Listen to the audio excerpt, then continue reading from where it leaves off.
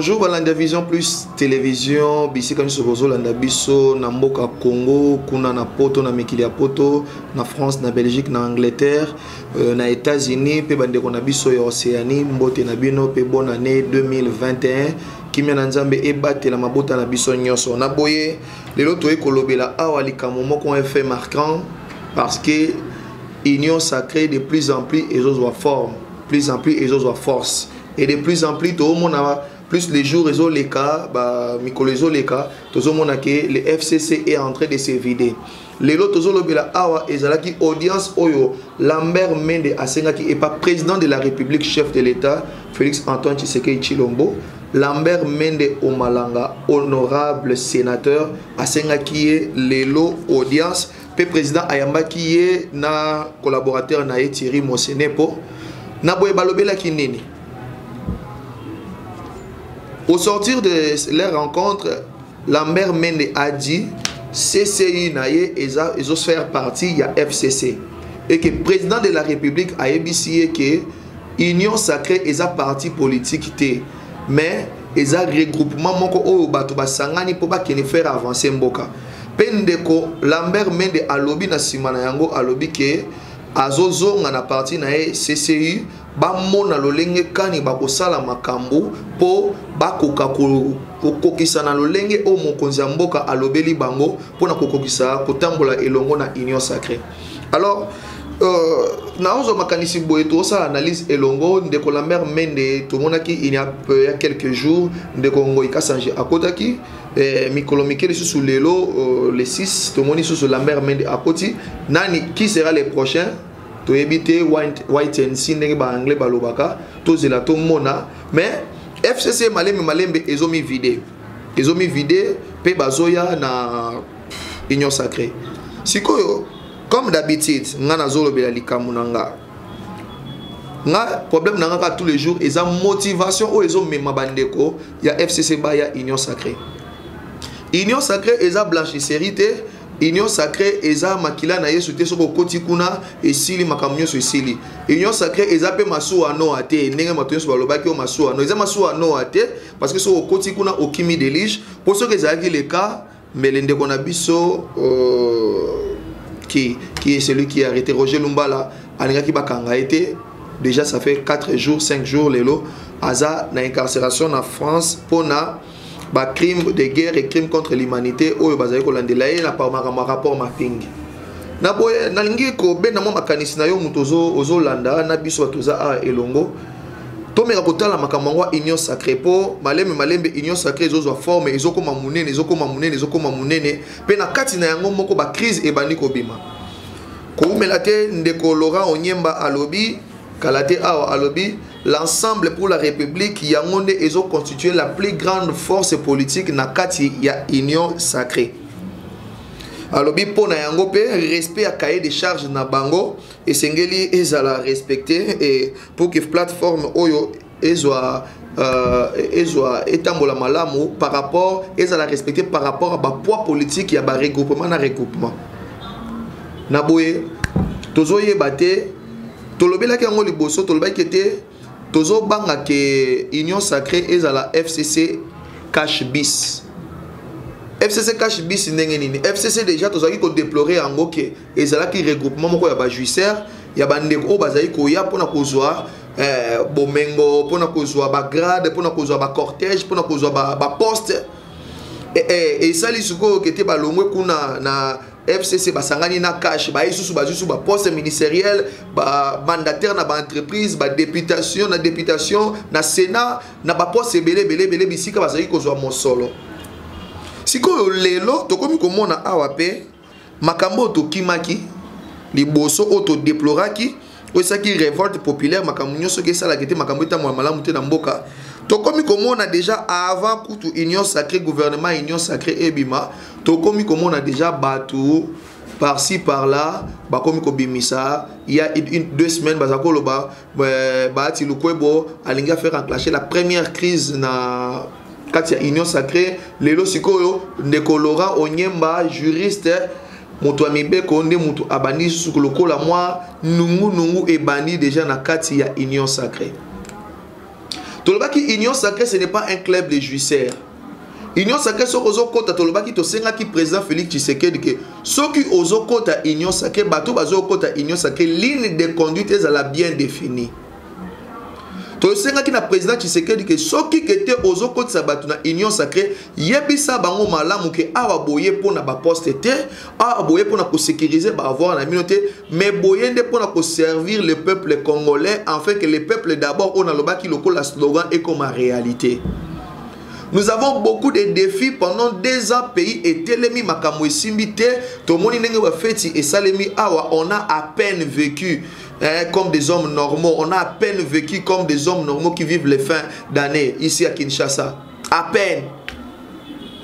Mais Tokoy on a su que le roi Bandeko Oyoboé, Bozoko ta union sacrée, le roi Naboul Karakete, le roi Abisso Toa Makasi, Tobenda gâteau Mounene. Et comme le roi partage des gâteaux. Et comme il y a le loco là, la loi dit plus fort, il y a monde et ça la meilleure. Non. Ne colorant nyemba, les lois n'angi ozonga moi si mamuke. Na ebi o mingi olobaka pe malamu zape muto mayele. Mais le qui ça peuple liboso. Nazota la caméra, nazpe nazoye bisayo. Le qui ça peuple liboso. Parce que peuple ne olobalaka ne pona peuple. Na mona bo mingi na bemiso lobaka ngana za mutu ya peuple. Ensemble za pona peuple. Oui, les loto lobela siko au peuple. Est-ce que forcément ceux qui ont la première force politique na kati ya union sacrée, yangonde esengeli zo ba poste nyonso. Yangonde esengeli to bloquer lisusu mboka. To uti déjà na makamu abwe, to uti na ba crise siko bino batu bakanisi kete besoin ko sauver, bo bandi lisusu ko linga ko bimisa biso ba crise.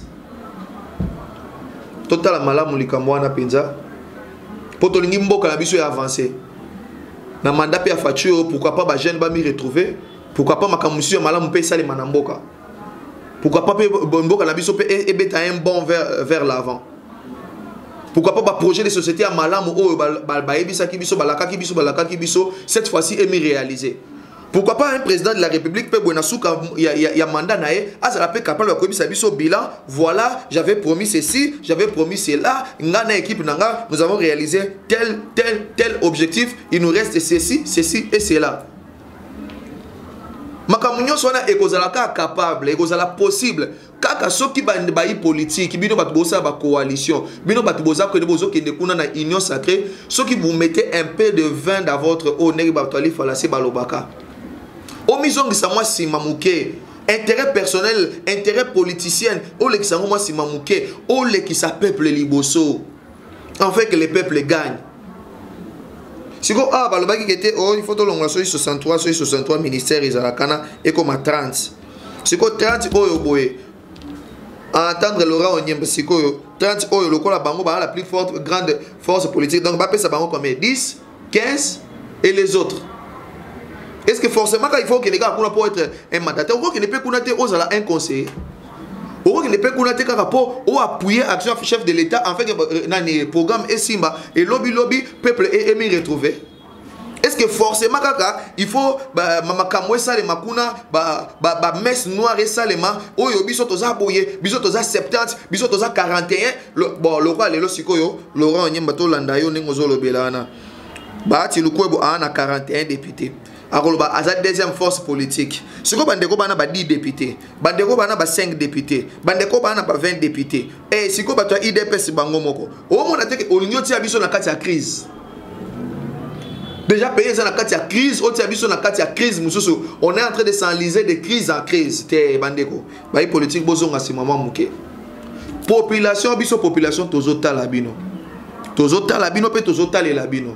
Ah bo bandi boye tozota la mino pe tozo kebisa bino mboka oyo Congo eza mboka ba politicien te eza mboka population azonyo kwama azana maite azana courant te salaire a malonga te kelasi ya malonga te et hôpital a malonga te tozo mona ta bandeko bandeko na gouvernement ata a eu fièvre na kende Dubaï a eu fièvre na kende Afrique du Sud na eu fièvre pour nani parce que bino bayi politique bolekisaka ba intérêt na bino liboso bozo ba poste nyonso bozo ba cabinet ya minene na batu ebele mbongo nyonso kende pa na bino ba projet de développement ezo simba te tozo réaliser en côté donc vraiment na tei bino na humilité nyonso bo otia moi mai na kati ya vino na bino bozongela les bons sentiments patriotiques et na boye Congo est gagné et tozala toujours reconnaissant et c'est comme ça que les pays avancent na boye il y a information munene zaka ko yebisa bino que te Ndeko Lambert Mende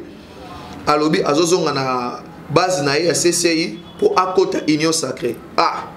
Union Sacrée de plus en plus et zo makasi ya FCC bon na ebité de plus en plus bazako lo bakete o te toza toko contrer bango toko bimisa boye toko bimisa plan B toko bukunga point dépendant mais normalement na boîte dépendant ils font maté plan B peso bimate bon j'espère que makamon et ne malam bon na boye pona lelo na suki awa analyse ezalaki yango wana pona kopesa bino des informations oyo selon ndenge makambo Union Sacrée ezotambola na mboka na biso. Ndeko Lambert Mende il était reçu par le chef de l'État accompagné de son assistant Ndeko Thierry Mosenepo kuna balobi ke bazozonga na base na bango batala lolenge kani bakosolola na kati ya parti na bango CCI po bakoka kokokisa mai oyo chef de l'État asengi bango parce que Union Sacrée eza parti politique te eza regroupement politique te mais eza lisanga batu baza wana pona ko kendisa Congo liboso pe ami balé ezaki kaka ko yebisa bino ko tirer déjà sonnette d'alarme par rapport ya makamwa mike nungu bandiko bima na Union Sacrée